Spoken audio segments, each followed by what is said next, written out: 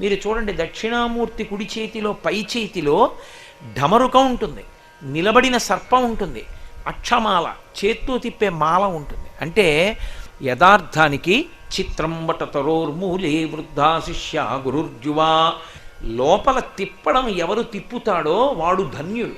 అందుకే కుడి చేతిలో అక్షమాల ఉంటుంది, జపమాల. తిప్పడం అనుష్ఠానం చాలా అవసరం, అనుష్ఠానం ప్రధానం. అందుకే జపమాల పైన పట్టుకుంటాడు. అది సృష్టికి గుర్తు.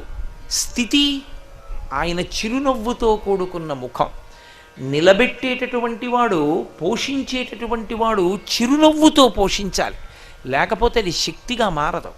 అది ఎంత తొందరగా ఈ శరీరం వదిలేద్దామా అనడానికి కారణమవుతుంది.